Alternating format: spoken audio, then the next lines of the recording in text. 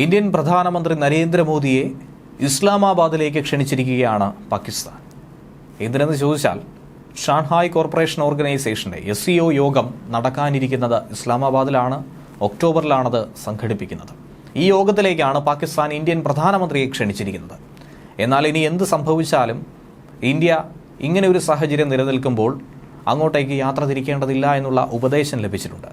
പ്രധാനമന്ത്രി നരേന്ദ്രമോദി ഈ യോഗത്തിന് പോകാനിടയില്ല എന്നാണ് ദേശീയ മാധ്യമങ്ങൾ റിപ്പോർട്ട് ചെയ്യുന്നത്.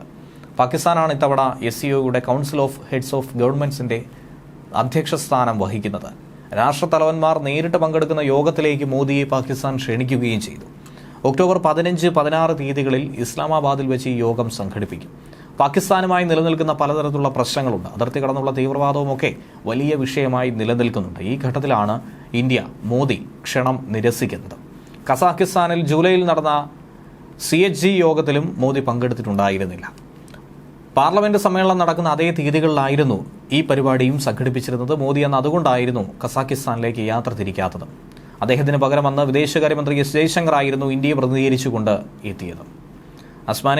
അസ്താനയിലായിരുന്നു ആ യോഗം സംഘടിപ്പിച്ചത്. പാകിസ്ഥാനുമായി പല പ്രശ്നങ്ങളുണ്ടെങ്കിലും ഇന്ത്യ ഷാങ്ഹായ് കോർപ്പറേഷന്റെ യോഗത്തിൽ സ്ഥിരമായി പങ്കെടുക്കാറുണ്ട്. ഇരു രാജ്യങ്ങളും തമ്മിലുള്ള പ്രശ്നങ്ങൾ യോഗത്തിൽ എന്നാൽ ഇതുവരെയും ഉന്നയിച്ചിട്ടുമില്ല. ഷാങ്ഹായ് കോർപ്പറേഷന്റെ ചാർട്ടർ അനുവദിക്കാത്തതിനാലാണ് ഇങ്ങനെ ഒരു നീക്കത്തിലേക്ക് ഇന്ത്യ കടന്നിരിക്കുന്നത്.